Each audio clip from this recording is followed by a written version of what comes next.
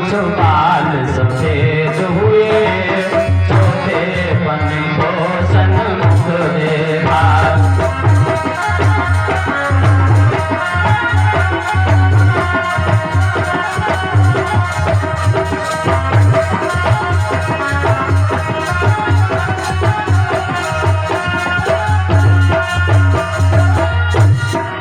चौथा पन है महाराज दशरथ ने जिस समय अपने केस को स्वयं देखा है, महाराज दशरथ के ऊपर चौथा पन लग चुका है।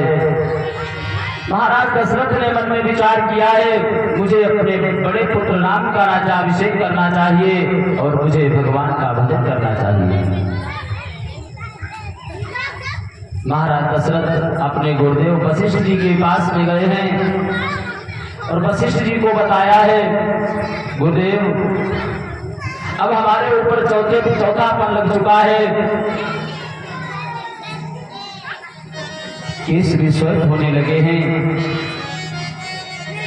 क्या करना चाहिए। गुरुदेव वशिष्ठ कहने लगे हैं, चक्रवर्ती सम्राट दशरथ विलंब न करियन साजिय सब ही समाज।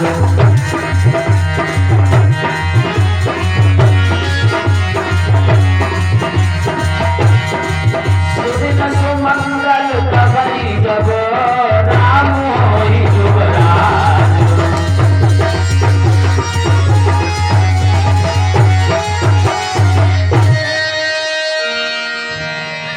गुरुदेव वशिष्ठ कहने लगे हैं, राम जी को राजा बनाओ और तुम भगवान का भजन करो। इधर महाराज दशरथ लौट करके अपने महलों में आए हैं और भगवान के राज्याभिषेक की तैयारियां करने लगे हैं। महाराज दशरथ ने कैकेयी को नहीं बताया। जिस समय कैकेयी के महलों में महाराज दशरथ गए हैं और जाकर के कैकेयी को बताया है, आज राम का राज्याभिषेक है। क्योंकि इसके पहले का जिक्र है, अब इसका दोष लोग कैकेयी को दिया करते हैं कि कैकेयी ने भगवान राम को 14 वर्ष का वनवास दे दिया, लेकिन ऐसा नहीं है। एक समय का जिक्र है कि महाराज राम जी अवस्था 6 वर्ष की है और पतंग उड़ा रहे हैं। पतंग उड़ते उड़ते देवलोक में पहुंच गई है और इंद्र की पत्नी ने उस पतंग को पकड़ लिया है।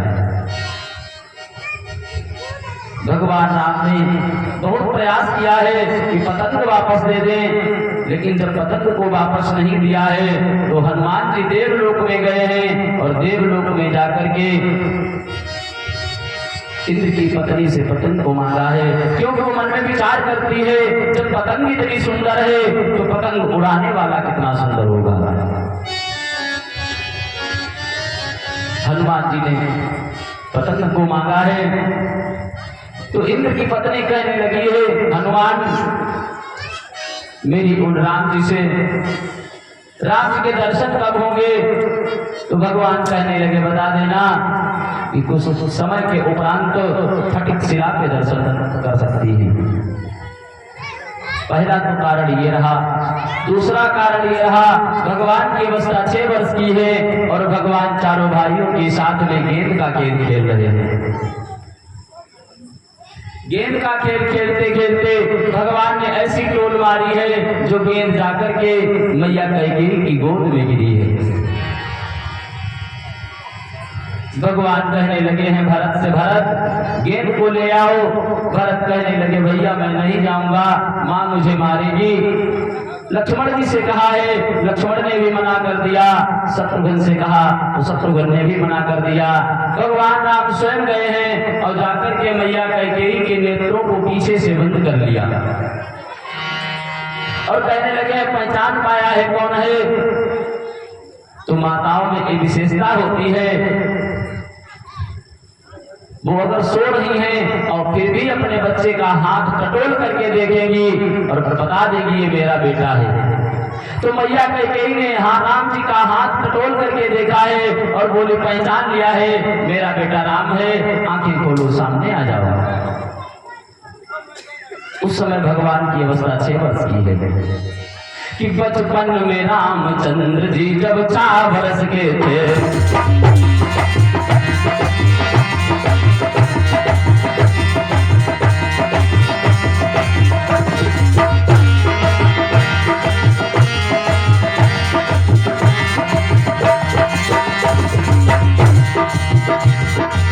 खेलने और खाने हैं खुशी के दिन से।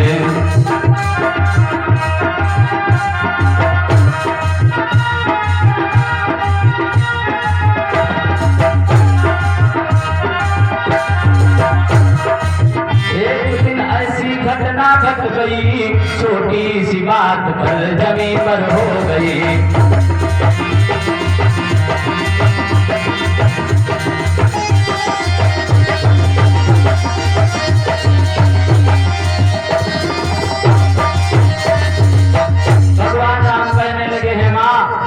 नेत्र से नहीं खोलूंगा। भैया कहने लगी है क्यों? राम जी कहने लगे हैं माँ मुझे एक वरदान दीजिए। भोली वाली मैया ने नहीं समझ पाया है 5 वर्ष का बालक क्या मांगने जा रहा है।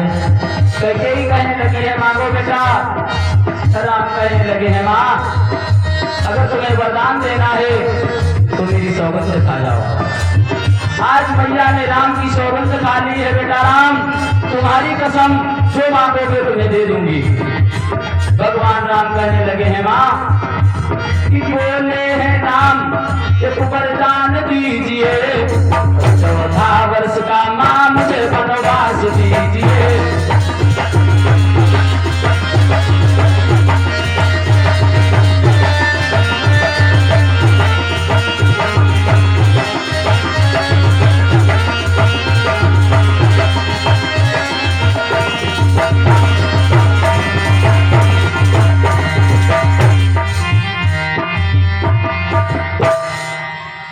भगवान राम कहने लगे हैं माँ जीवन में तुम्हें जब भी मौका मिले तो मुझे 14 वर्ष का वनवास जरूर दे देना। मैया कहने लगी है राम मैंने तुम्हारी कसम खा ली है, जीवन में चाहे जितना बड़ा मुझे कलंक लेना पड़े लेकिन जब भी मुझे मौका मिलेगा तो तुम्हें 14 वर्ष का वनवास अवश्य दूंगी। इधर भगवान के राज्याभिषेक की तैयारियां हो रही हैं और कैकेयी जो थी मंथरा ने बहका दिया है कैकेयी को कि महाराज दशरथ तुमसे इतना प्रेम करते थे और आज तुम्हारे पुत्रों को ननिहाल भेज दिया है, राम का राज्याभिषेक करने जा रहे हैं। कैकेयी कहने लगी है मंथरा अगर दोबारा तुमने ऐसे शब्दों का प्रयोग किया तो तुम्हारी जिह्वा को निकलवा दूंगी। राम और भरत मेरे समान नेत्र हैं।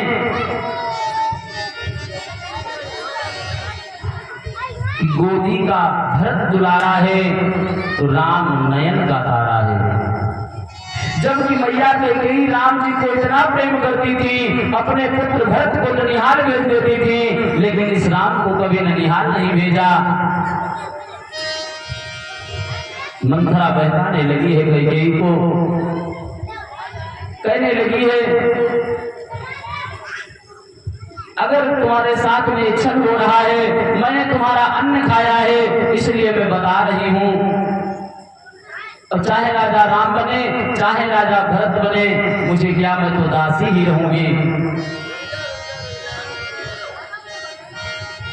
इधर भगवान मन में विचार करते हैं अगर कैकेयी मंथरा की बातों पे न चली तो बना बनाया काम बिगड़ जाएगा। देवताओं ने सरस्वती का ध्यान किया है तो सरस्वती आकर के मंथरा की बुद्धि में प्रवेश हो गई हैं। मंथरा जी ने देवासुर संग्राम के जो वरदान थे कैकेयी के उन वरदानों को याद दिला दिया है और कैकेयी उसी समय जाकर के कोप भवन में लेट जाती है। राम के राज्याभिषेक की तैयारियां हो रही हैं, गलियों में इत्र छिड़के जा रहे हैं।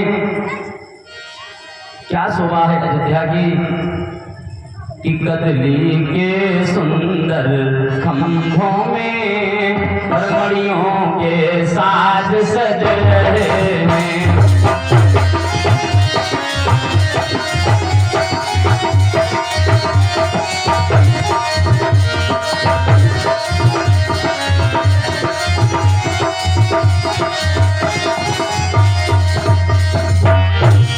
द्वारे द्वारे पर चौक पुरे बहुरंग पताका फहराए।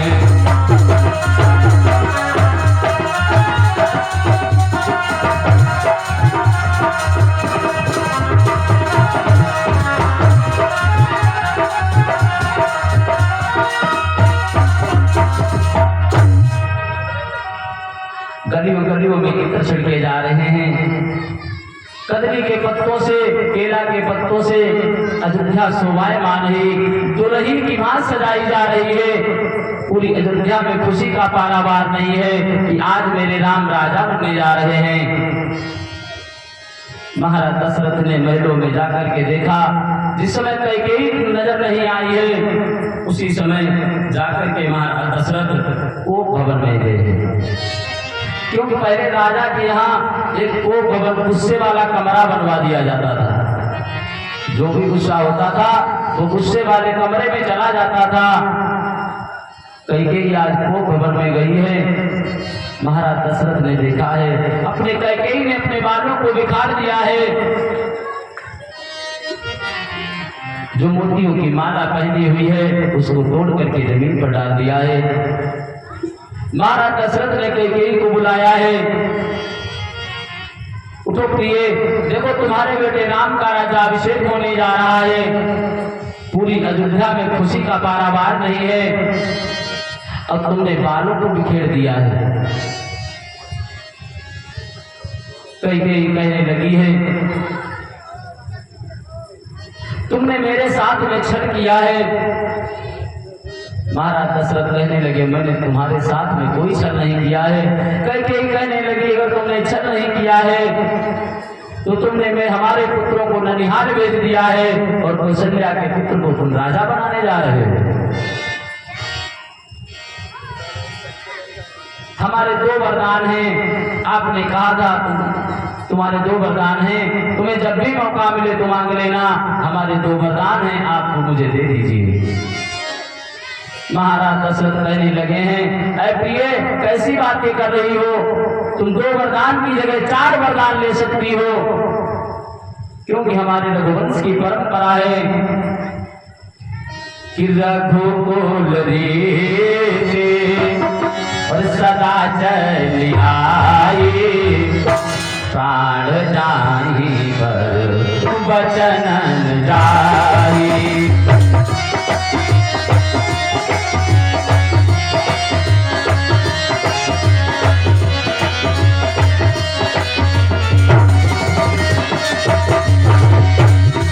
रघुकुल रीति सदा चली आई, प्राण जाहि वचन जाई।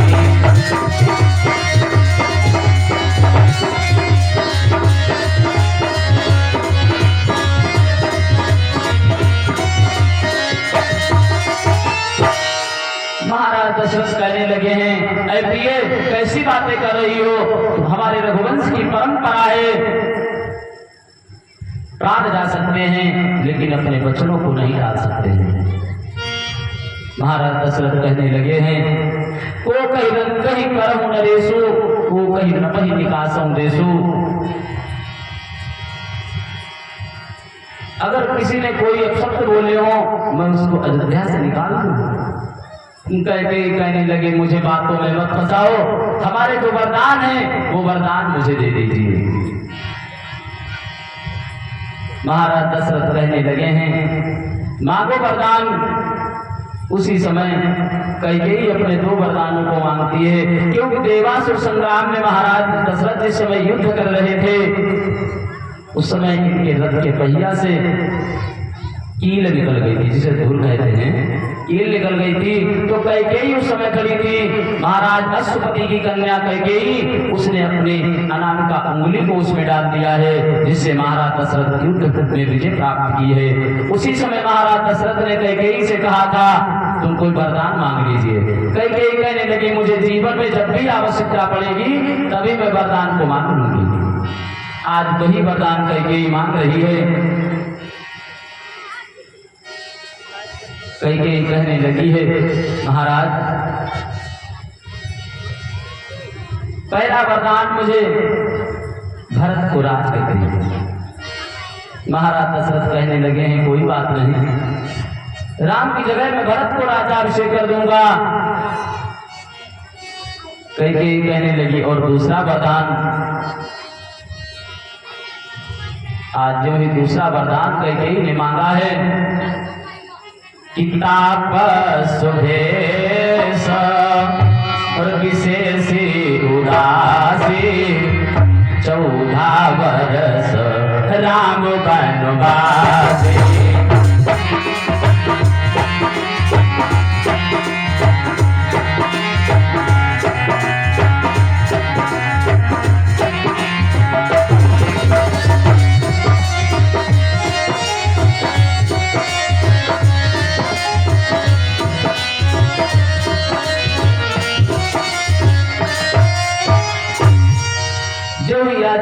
कहने लगी है दूसरा वरदान ये, पहला वरदान भरत को राज तिलक और दूसरा वरदान राम को 14 वर्ष का वनवास। आज जो ही महाराज दशरथ ने राम जी के वनवास को सुना है मूर्छा गा करके गिर पड़े हैं।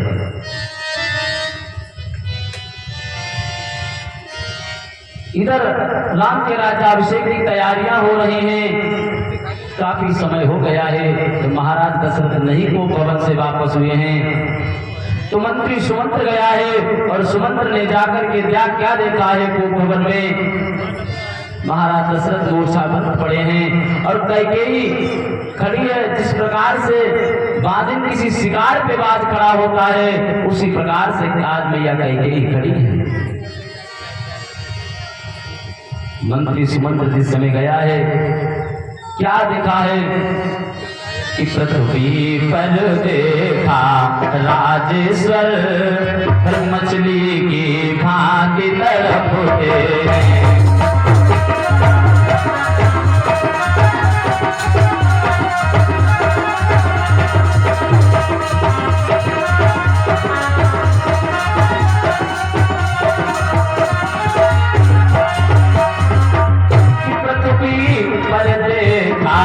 राजेश्वर मछली की भांति तड़पते हैं। जब आंखें कुछ खुल जाती हैं तो राम राम ही रटते हैं।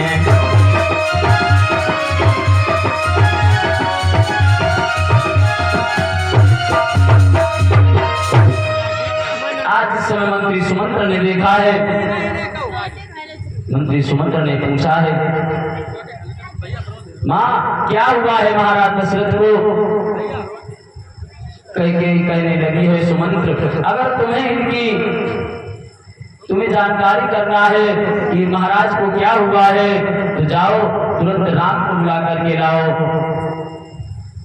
तुम्हें कारण पता हो जाएगा। मंत्री सुमंत्र महल में आए हैं और राम जी को बुलाया है। राम जी को लेकर के जिस समय गए हैं तो क्या देखा है राम जी गए हैं और मैया को प्रणाम किया है। माँ पिताजी को मूर्छा क्यों आई है। राम पूछने लगे हैं मैया कैकेयी से ऐ माँ पिता को मूर्छा क्यों आई है, क्या कारण है। मैया कैकेयी कहने लगी है राम हमारे 2 वरदान थे, आज मैंने अपने दोनों वरदान मांग लिए हैं। पहला वरदान भरत को राजगद्दी और दूसरा वरदान तुम्हारे लिए 14 वर्ष का वनवास। भगवान राम कहने लगे हैं माँ इतनी छोटी सी बात में पिता को मूर्छा क्यों आई है। अरे वो पुत्र बड़ा भाग्यशाली होता है जो अपने माता पिता के वचनों का अनुसरण करता है। भगवान राम कहने लगे हैं मां कि सुनु जननी सोई सुत बड़ भागी जो भी तुम्हारो वचन अनुरागी।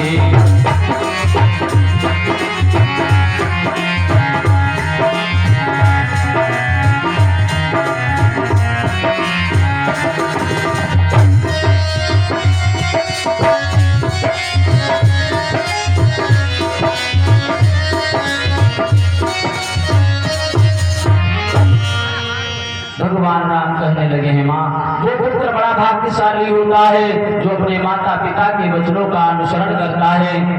मैं तो स्वयं मन में विचार किया करता था कि थोड़ा सा समय मेरा वनों में व्यतीत हो, संत महात्माओं के साथ में व्यतीत हो।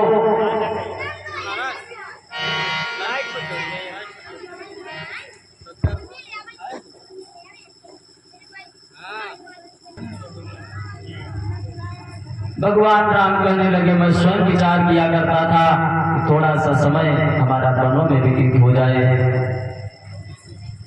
भगवान राम उसी समय आए हैं महलों में और आकर के मैया कौशल्या को प्रणाम किया है। और राम जी के आने से पहले मैया सीता कौशल्या के पास में आ गई है। और मैया कौशल्या ने जिस समय जानकी को उदास देखा है तो पूछने लगी हैं ऐसी देव क्या कारण है, क्यों आज इतने उदास हो, लज्जा को त्याग करके कहो बेटी। मैया सीता कहने लगी है मां कि लज्जा को कैसे दूर करूं, ये तो नारी का कहना है।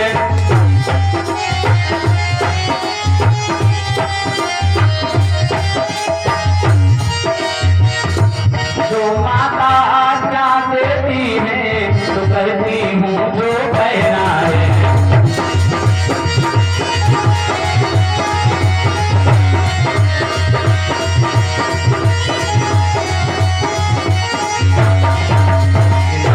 माँ ने कौशलपति से वरदान ले लिए जुलकर, पहला वरदान राजगद्दी, दूसरा वन गमन का उनके।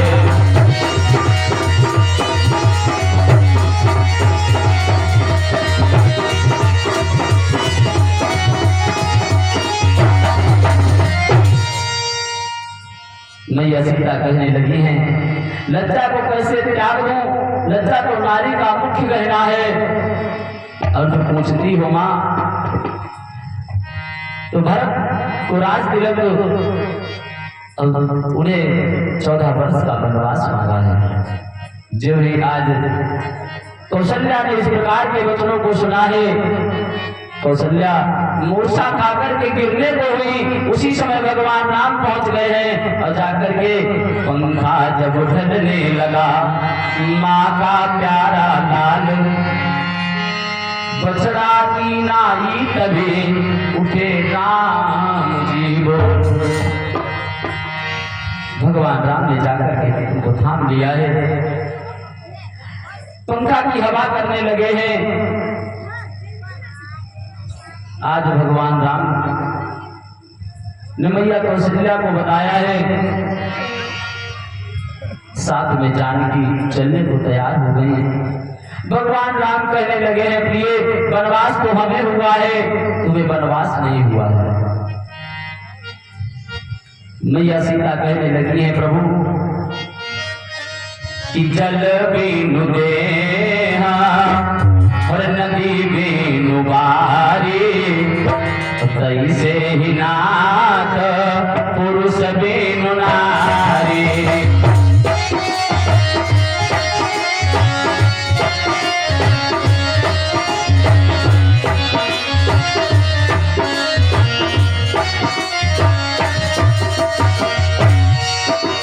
जल बीनु देहा नदी बीनु बारी, तैसे ही नाथ पुरुष बीनु नारी।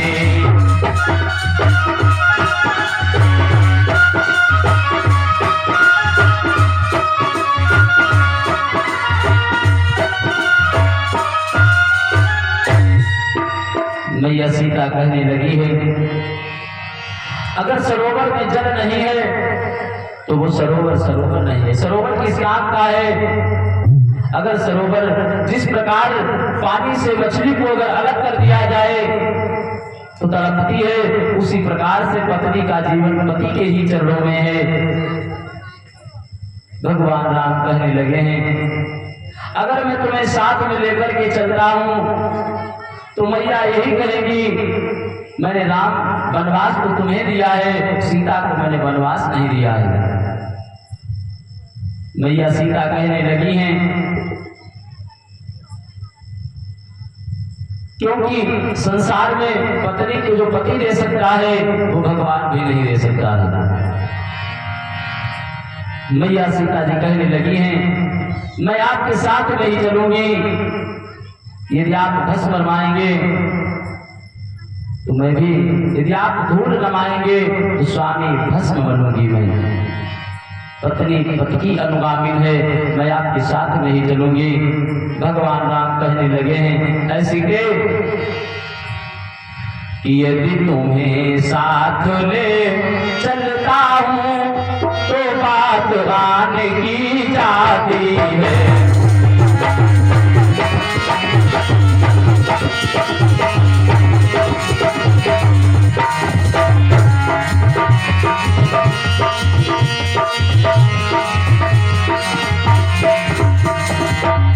यदि तुम्हें साथ ले चलते हैं तो बात आने की जाती है।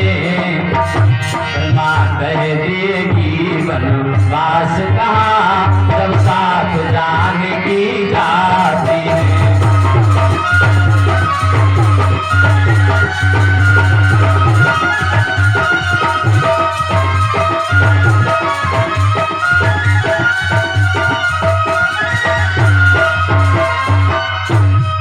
भगवान कहने लगे हैं, अगर तुम्हें साथ में लेकर के चल रहा हूं तो मैया यही कहेगी, मैंने वनवास तुम्हें दिया है, जानकी को वनवास नहीं दिया है।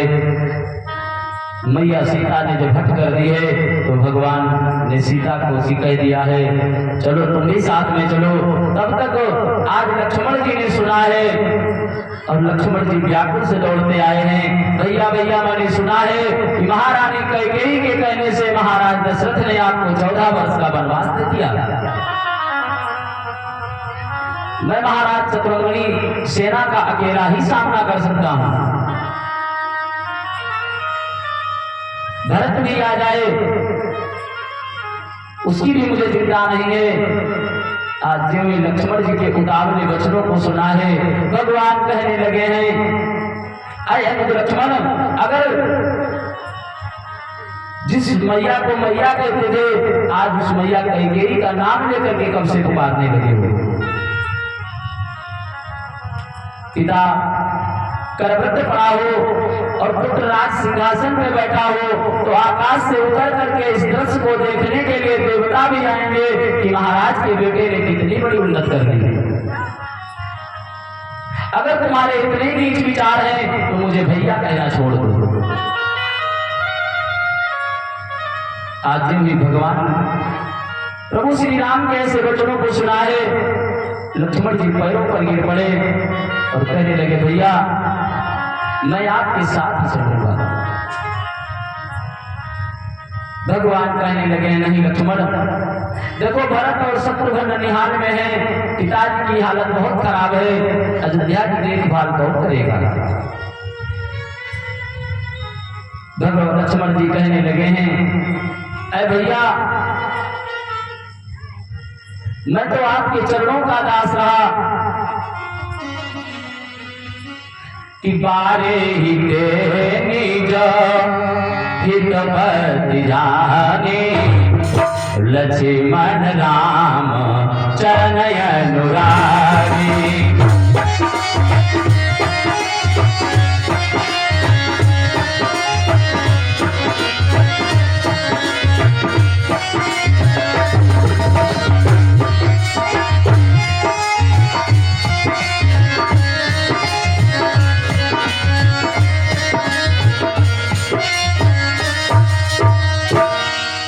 मैं तो हमेशा से आपके चरणों का दास रहा हूं, भला मैं तुम्हें छोड़ करके अयोध्या में कैसे रह सकता हूं।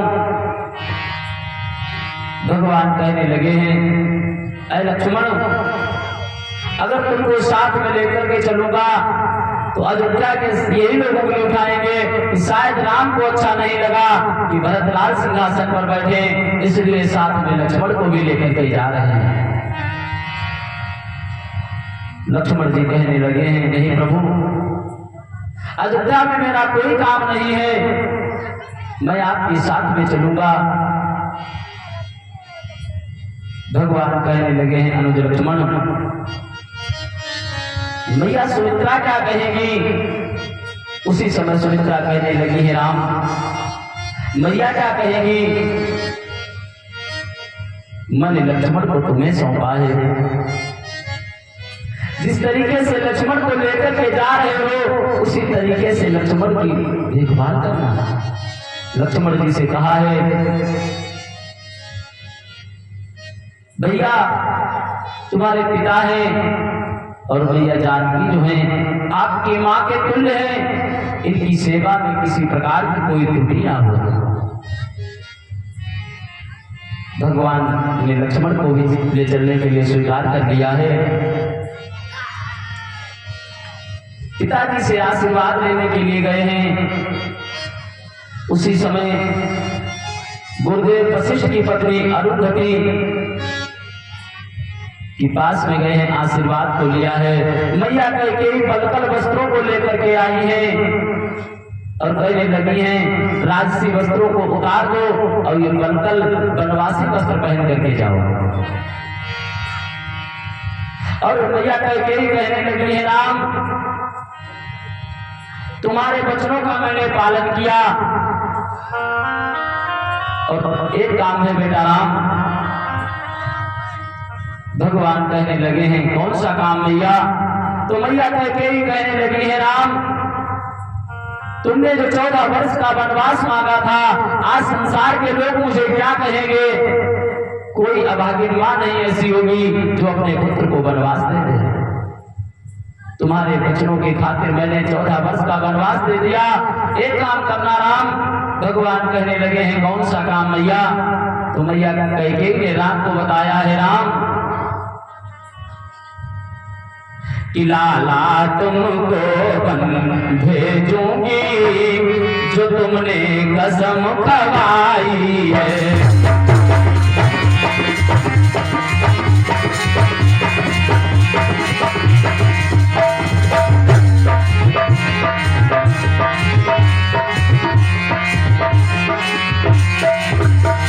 लाला तुमको बन भेजूंगी जो तुमने कसम खवाई है।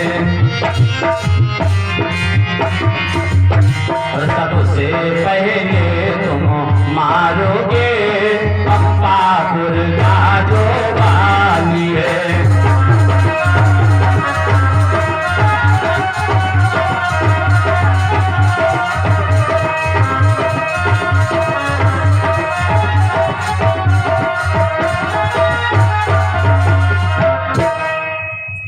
मैया कैकेयी कहने लगी है, राम, तुम जाकर के पंपापुर में बाली को जरूर मार देना। भगवान कहने लगे हैं, क्यों मां। तो मैया कैकेयी ने बताया है, राम, जिस समय पिताजी तुम्हारे मुझसे ब्याह करके आए थे, रात्रि में पंपापुर की श्राद्ध में रुके थे, मुझे ज्ञात नहीं था। मैंने बाली की पत्नी तारा जिस सरोवर में स्नान करती थी, मैंने उसमें स्नान कर लिया। बाली को जिस समय ज्ञात हुआ है तो बाली आया है और महाराज से कहने लगा है कि या तो अपनी नारी मुझे दे दो या तो हमारे साथ में युद्ध करो। और बाली को वरदान था, बाली के सन्मुख आकर के जो युद्ध करता था उसकी आधा बल जो है वो बाली में समाहित हो जाता था। युद्ध में कोई जीत नहीं सकता था। और अपने जीते हुए कौन पुरुष अपनी नारी को दे सकता है, कोई नहीं दे सकता है। तो तुम्हारे पिता का बाली ने मुकुट ले लिया था। इसलिए तुम जाकर के पंपापुर में बाली को जरूर मार देना।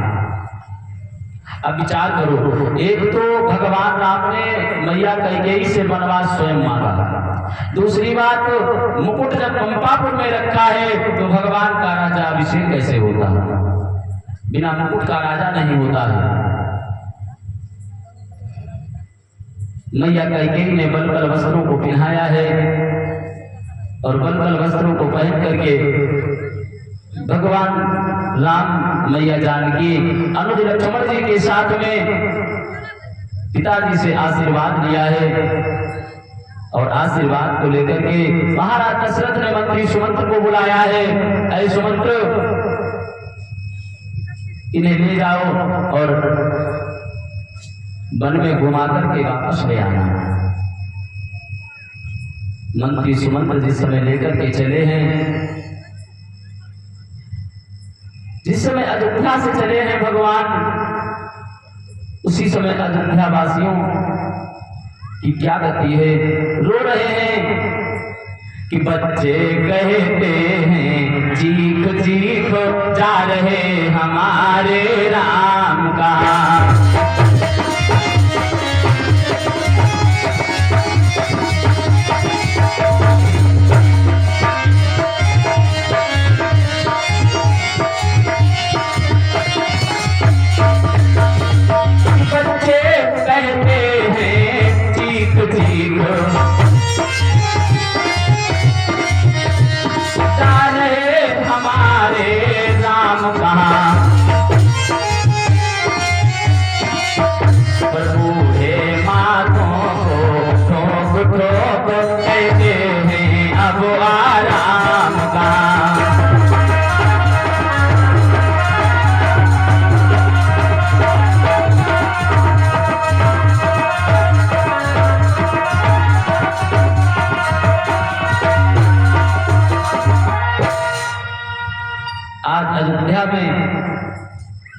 अयोध्यावासी जो है, इनके आंखों से अश्रु की धाराएं प्रवाहित हो रही हैं। राम जी के पीछे अयोध्या के लोग भाग पड़े हैं,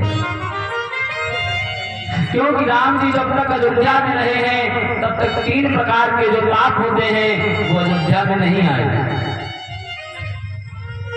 दैहिक, दैविक, भौतिक तापा राम राज का भी नहीं जाता। राम जी के राज्य में दैहिक, दैविक, आदि भौतिक जो 3 प्रकार के ताप हैं ये नहीं थे।